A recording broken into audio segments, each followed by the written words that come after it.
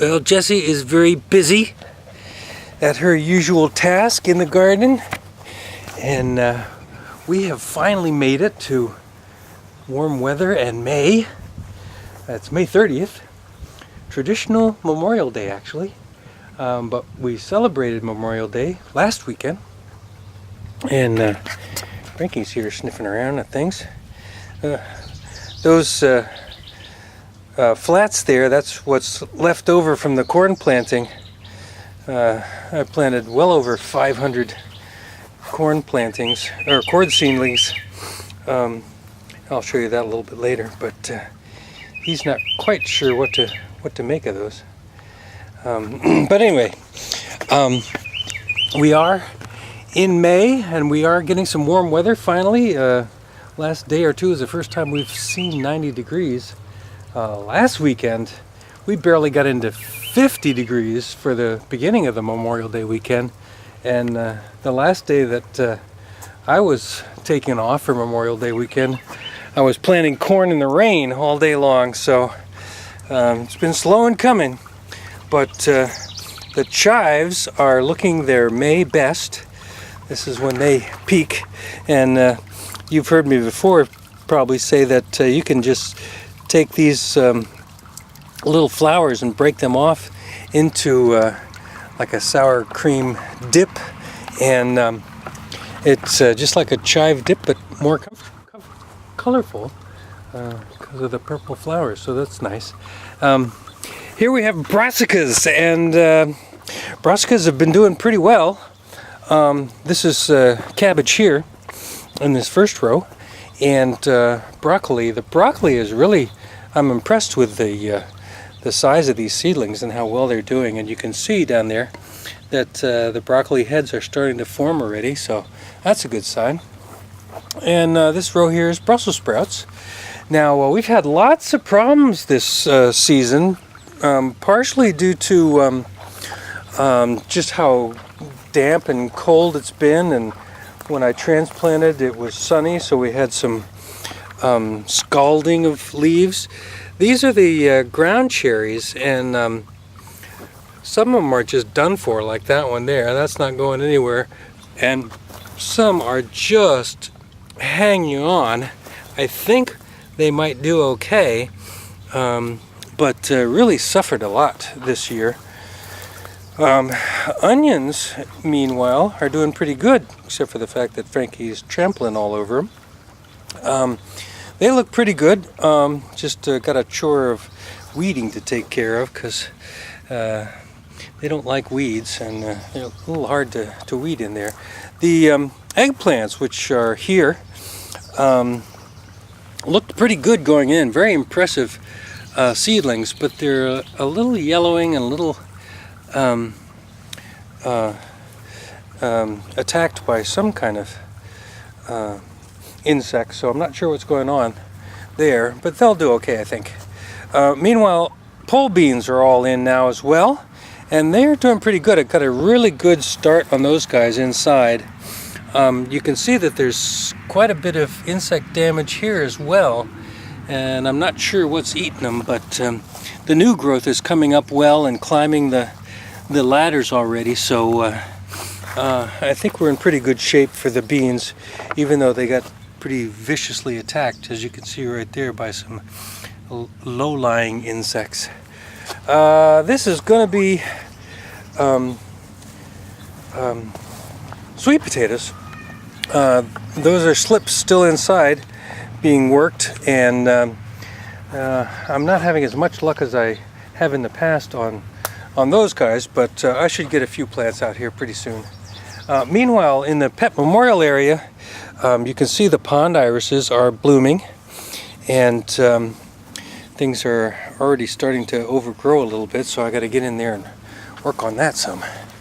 Now, here we are in our first row, or our first corn planting. This is Silver Queen, and it's a half bed, but there's just about 100 seedlings there, I would guess, and they're doing okay. As I said, I had to plant them in the rain. Planted over 500 seedlings. That was quite a chore. Peas are this variety, and I can't remember which is which. One is pea pods, Chinese pea pods. One is sugar snap peas. But pretty good germination on the one. They're starting to bloom already. Pretty spotty germination on the others. So we'll get a few peas, but peas are sometimes touch and go. Meanwhile, our lettuce seedlings look pretty good. We've been eating lettuce already, but as you can see, these tall ones, these are bolting already. So that's a little disappointing because it's so early in the season that they're bolting. But some of them, this, which I think might be winter density, I'm not really sure, are looking very good. So we'll harvest those. And meanwhile, this is a second planting of lettuce of the different varieties, and they're just starting to come in. And we've got volunteer marigolds coming in all over the place. And here, I think, truth be told, I planted beets and carrots in the same row by mistake. So that's going to be an interesting harvesting nightmare for me. But this is a row of beets, and unfortunately there's also a lot of weeds in there, and also some marigolds from all the marigolds that just sort of wintered over. And this final row here is radishes, and for the first time I can remember, the radishes are even struggling. So they're coming in, they're sort of late, and they're really kind of puny. I don't really see them doing very well for some reason. So that's just unusual, no two ways about it. So a lot of mud here that we got to take care of. We need to reseed. Here is our new experiment of peanuts. Now, I also these are the peanuts that I started inside under the lights, and they're doing okay. I also direct seeded peanuts right in here in this bed, and literally none of them came up. So it's a good thing I started them inside under the lights, because those are the only ones that are doing anything. And they're actually haven't really grown all that much since they got started, but hopefully with the warm weather they'll start taking off.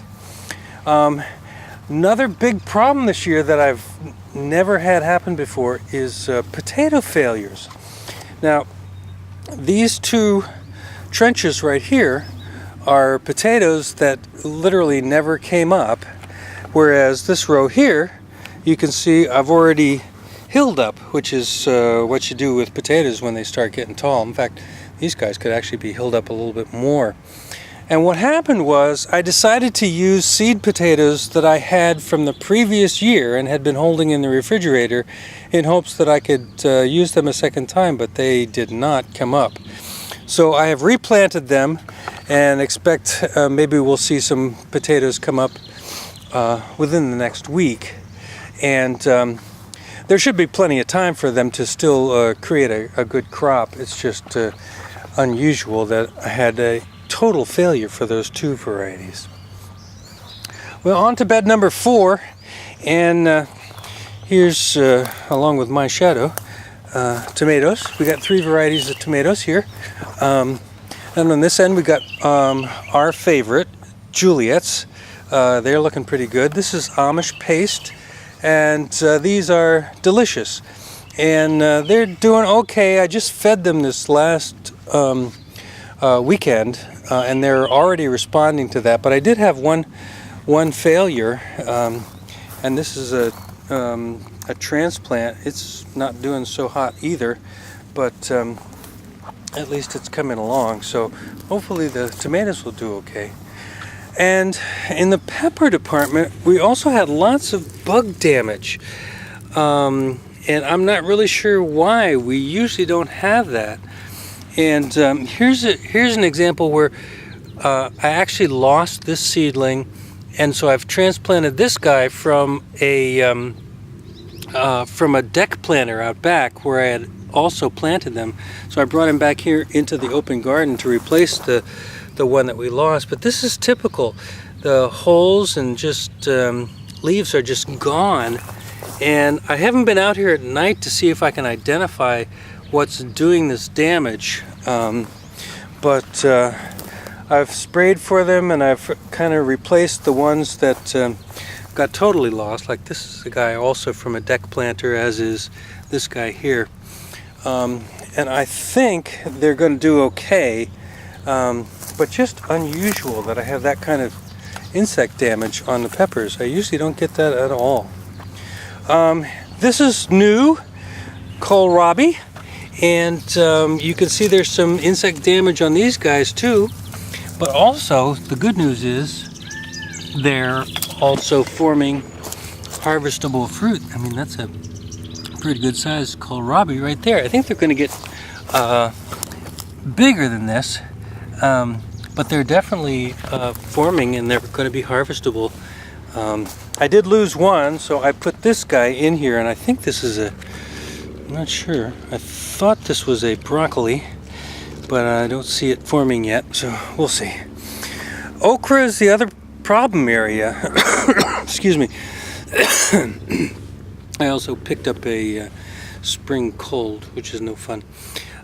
You can see all the damage on the okra. And again, this one is completely done for, as is this one here. But a couple of them might make it. It's hard to say.